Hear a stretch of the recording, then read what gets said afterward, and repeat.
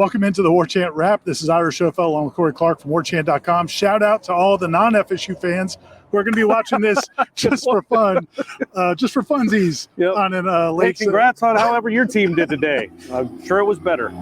Florida State falls 20-17 to Jacksonville State, an FCS opponent that got shut out 1 week ago by UAB. Tough UAB team, though. You saw what they did to Georgia. But Jacksonville State did get a full week off, though. They played on Saturday. Good point. Good point. But yeah, the last week I think they had about 150 yards of offense. Tonight they had about 350, and they go down the field and score 2 straight drives to win the game. Florida State was up by 10 points midway through the fourth quarter. Had a chance to actually had the ball 3rd and goal at the 2. Had a chance to go up by at least 13 points or maybe 17 points. They went for it, got stuffed. They let Jacksonville State go 97 yards on 11 plays to cut it within 3, and then hit I don't even want to call it a Hail Mary. It wasn't a Hail Florida Mary, State man. wasn't playing a Hail Mary defense. No Hail Mary about it. It was just, you're in a dumb defense. We're going to throw it. We'll get to that in a second. So, because we definitely need to talk about that play because it was an all-time display of buffoonery. I don't know how else to say it. But before we get to that, I think a lot of Florida State, probably not a lot, but some Florida State fans might think, okay, well, what if Deloach doesn't get the targeting on the interception? Or what if this happened? All these penalties. Well, Jacksonville State had as many penalties for as many yards. Jacksonville State had 2 more penalties. They had a touchdown taken away on a crossing route over the middle of the field because of an eligible man downfield. You know what they did? They scored 2 plays later. They still scored a touchdown. That's what they did. If Florida State got a penalty, that was a wrap for the drive. When Jacksonville State got a penalty, it didn't seem to matter. And Florida State's drive down to the 2-yard line, lest we forget, they had a 3rd and 20 through an incomplete pass. Milton was hit, was targeted, and there was pass interference. They got 30 yards on an incomplete pass. That's how they got even down in scoring position to not score. So it's not like Jacksonville State played a clean game. They played a great game, and they both had 13 or 14 penalties each. It's just one team made plays at the end of the game. Their coaches put them in a position to succeed, and the others didn't. And I think that's if there's an overriding theme to this game, as a coaching staff, the one thing you don't ever want to have happen is you make decisions that cost your team in key moments. And that kind of happened repeatedly in this game. You talked about the offense, and I think most people right now are mad about the defense giving up that play, and they're mad at Adam Fuller and the last 2 drives and all that. You're more mad about the offense, I think. Well, no, that's not true. I could never be madder than I am about that last play. But the offense is the reason it was even a problem. And the point I want to make about the coaching staff is, back in 2011, I was pretty vocal. I think a lot of us were. I certainly was criticizing Jimbo Fisher for some of the decisions during that 3-game losing streak. And what Mike Norvell and Kenny Dillingham did tonight with the 2 quarterbacks playing so much, and that's early in the game when it was 0-0, felt a lot like not starting E.J. Manuel at Wake Forest, where I just felt like it sent a message to the team that you maybe weren't taking the opponent as seriously as you needed to be. Yeah, maybe like your punter punting left-footed. Just, hey, let's throw this out, see how it works, to get them to plan for – it's those things, though, right? They ran a play where Jordan Travis faked a handoff to Mackenzie Milton in the backfield. Maybe do that in the 3rd quarter if you're up by 31 points, man. It's 0-0, and I do think that just that can affect or permeate a team. Like, okay, we're trying this weird stuff for Wake Forest. Make them prepare for this. Well, what about the actual opponent on the field? Because they didn't have a problem with it. Now, the one thing I would say with that is, Jimbo Fisher was a young head coach in 2011. Maybe he learned from it and grew from it. So maybe these guys can grow from it. But, man, it's a brutal loss. And then on top of that, we'll go back to the play, the 4th down play at the end where it's 6 seconds left. They basically played a regular defense. I think, like you said, it was a 3rd and 8 in the middle of the 2nd quarter instead of 4th and 10 with 6 seconds left from your own 41-yard line. Florida State safeties were playing about 12 yards off, maybe 10, 12 yards off the line of scrimmage. And there were only 2 of them. And there were only 2 safeties. Yeah. And then in the post-game press conference, when Mike Norvell was asked about it, I guess he just has to defend his defensive coordinator. But basically he said, we're trying to get a little pressure on the quarterback. We didn't want to give up a pass over the middle where they could set up a field goal, which only would have tied the game. Right. I mean, it just doesn't make any sense. But again, that's the challenge right now, I think, is those players are going to be questioning the positions they were put in. I mean, the players have a lot of blame in this as well. Jarvis Brownlee's allowed to make a tackle on that last play. He's allowed to interfere with them. If you're worried at all, just tackle them. Then they get the ball at, the 46-yard line with no time on the clock. And the penalties you talked about, guys lining up wrong, guys running downfield on pass plays, offensive linemen.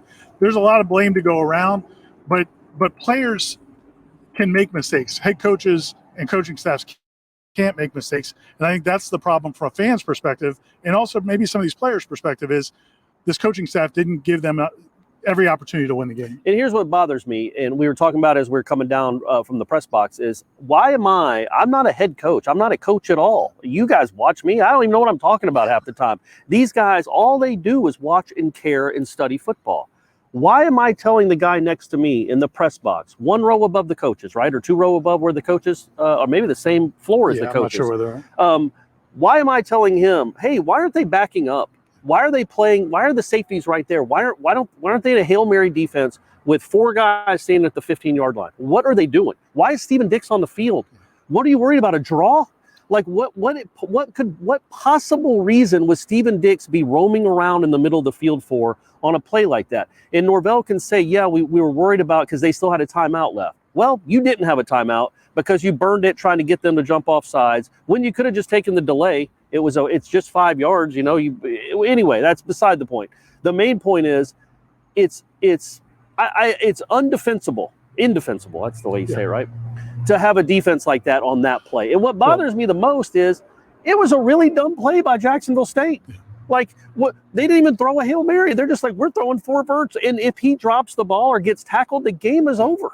But they won the game because you had 1 safety over the top instead of 3, and Jarvis Brownlee gets beat somehow. Why is he not playing 25 yards off that guy? It makes no sense. The game, even if they complete a pass in the middle of the field, it would have had to be a 25-yard pass in 5 seconds for them to call timeout and set up a 51-yard field goal. And no offense to the kid from Jack State. I'm sure he comes from a great family. You're kicking at Jack State. They probably don't make the 51-yard field goals. And even if they do, you tie and you go to overtime. Yeah, you're still going to overtime. Yeah. So that was completely disheartening to see coaches kind of in the moment. The in-game strategy was so faltering. Yeah, it's crazy to think about where they were, a week ago. I mean, a week ago when they lost to Notre Dame, I think everybody was giving them a lot of credit. We were certainly for the way the kids competed, and I thought like the kids played hard. It wasn't like they took them. They didn't take Jacksonville State seriously. They didn't come to play, but they just weren't off focus. But then it's also hard again, though. It goes back to, okay, did they take them seriously when they have 2 quarterbacks in the backfield and they run Jordan Travis in for a series and then run them out? And I asked Norvell, like Milton wasn't terrible. The 3 best throws he made, in my opinion, were dropped. Yeah. George, our man, the tight end, Keyshawn Helton, that's a touchdown. Malik McLean had a ball in that first drive too that he dropped. He dropped another one as well. They're getting hit. And then our man, the tight end, who I'm blanking on his name, number 4, Jordan Wilson. He drops one that should have been a first down. Milton made some throws, but also you see, like Jashawn Corbin's not in the game for long stretches. Yeah.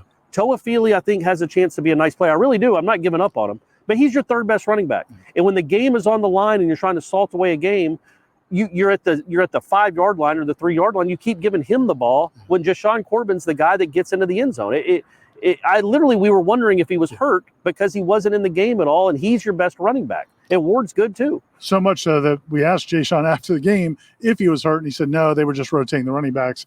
And again, I mean, it's just, you talk about these decisions, and you alluded to it briefly, and then you kind of went away from it. But I think it's a big decision. When it was 4th and 2 on their own side of the field, around the 40-yard line on Florida State's last drive, Jacksonville State calls timeout. Florida State comes out and tries to draw Jacksonville State off sides. Jacksonville State doesn't jump off sides, so Florida State calls timeout, their last timeout.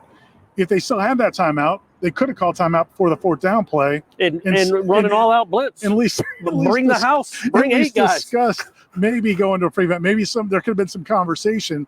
But instead they called timeout, which made no sense because you were punting. Yeah. Mascherano could have punted from his own 35 or 37 just as easy as he does the 40. Yeah, if you're not going to go for it there on 4th and 1, which you could have. You could also, he goes for it on 4th down now. You could also say, look, if we can't pick up 1.5 yards against the FCS defense, we don't deserve to win the game. And clearly they didn't deserve to win the game because they didn't. But yeah, I think moving forward, though, look, it doesn't matter what y'all think. It really doesn't matter what we think. It doesn't matter at all what we think. Where does it go from here? Yeah, they felt good about themselves. And I thought Mackenzie Milton was great after the game in the sense he's like, it was bad for us. We got patted on the back so much after last week and we lost. We still lost. And he's like, we're 0-2. That's what we are. We're 0-2. We just lost to Jacksonville State. We got to own it. Yeah. He's stepping up and doing that, but he's just one dude. Jermaine Johnson's just one dude. How about the rest of the guys? Well, and you got to give him credit for saying it last week. He said it when they lost last week. He said he was the first one to say, I don't believe in moral victories. We lost. This stinks. And then sure enough. But you could tell maybe, well, we didn't. We believed in moral victories clearly. Right. And I think a lot of the guys on that football team believed in it. And now where is their mindset? Well, what could they possibly be thinking about themselves right now? Yeah, and that's what I was going to say is I really think at this point, we have to do our job. We'll write about the team. The players I would assume we'll still have interviews, and players and coaches will talk to us, and we'll still continue covering the team. But honestly, there's really nothing to be said right now other than in terms of winning back the fans, like Mike Norvell had this fan base in his hand after last week against Notre Dame. You can make all the excuses about last season and write off the 3-6 in 2000 because of the way they played against Notre Dame and the way they were prepared for Notre Dame, even though they gave up a lot of points and yards. But then to have this happen in the fashion it did, really there's nothing he can say to win people back over other than just going out and winning some football games. Right. There's no way you can win. And I wrote about it in the column that'll be on Warchant when this is up is, Mike Norvell said after the press conference, like, we're going to fix it. We'll get this figured out. All I know is how to work, and we're going to fix this. Buddy, Willie Taggart said the same thing. He said it after Virginia Tech. He said it after Boise State. He said it after Louisiana Monroe. And, hey, they at least won the Louisiana Monroe game. It took a missed extra point, but they won it. Like, none of these fans he has to say it. I'm not saying don't speak. I'm just saying that it's all fallen on deaf ears. Like you said, the only thing he can do is go beat Wake Forest. Right. Go beat Wake Forest. Don't just be competitive. Don't have a nice plan. You have to go start winning games, or this fan base, they've never suffered a loss like this, and they've suffered plenty of losses here in recent years. There's never been a loss like that against a team like that. Yeah, under those circumstances. When you're feeling good finally for the first time in 3 years about the direction of the program. Yeah, and I guess the last thing I would say on that is I still think Mike Norvell could be a good head coach. How could he not? I still think he knows what it takes to build a program. I saw what he did at Memphis. This was a disaster. Everything, whatever he did, thinking of planning this week, I don't know if he felt too good about last week, all the decisions they made going into this game with the quarterbacks and all that stuff. And the reason the quarterback situation is so fertile for criticism is if you really believe Jordan Travis could be a factor in the game, that you want to play him when it's 0-0, then you could have played him later. Because when you get the ball inside the 10-yard line, that's when you need a mobile quarterback. So, and that's what I meant to bring that up, and I got sidetracked. When you have first and goal at the 9, if Jordan Travis is the quarterback, you score a touchdown. And if he's a guy that you need in the game in the first quarter, then surely he should be the guy at that point. And so moving forward, you have to figure that out. Like, look, Jordan Travis put up 41 points on that same defense last year, just running around and doing things. And I'm not saying Mackenzie Milton's to blame. Again, he had a bunch of drops. But when you're not playing Corbin, you saw in this game, I think, when the passing game isn't really clicking and you're not hitting a lot of big plays in the passing game, you need some guys that make plays in the backfield that can run. And Jordan Travis has that ability that you need. Like, you need maybe a little you need a quarterback to keep it. And what's crazy is in the series that Jordan Travis had, they did a read play where he didn't pull it. He just gave it. It might have just been a straight handoff, and then 2 passes, which is like, that's not Jordan Travis anyway. Like, let Jordan Travis be a little bit more like Jordan Travis. That was loud. That was a loud car. That was loud. Anyway, man, there's plenty more to talk about and write about. You're writing, your column will be up on the website when people watch this. So what do you think they do at quarterback? Is it just Milton? The fact that they never went back to Jordan, I think it's Milton. I just think it's Milton. I think they think he gives them the best chance to win. And the point you made, he was like 18 of 30 for 133 yards with a bunch of drops. They would have been another 100 yards. Yeah.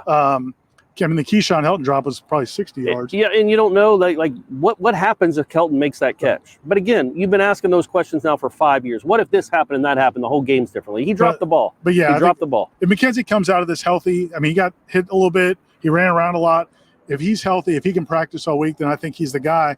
But then that creates issues with Jordan and what his mental state is at this point because, it seemed like there were some issues on the sideline after he did play in terms of just communication with him and Mike Norvell. So we'll have to see how all that plays out. We'll have plenty more coverage. We'll have reaction stories, the players and coaches that talked after the game. And I'll have a 3-2-1 tomorrow.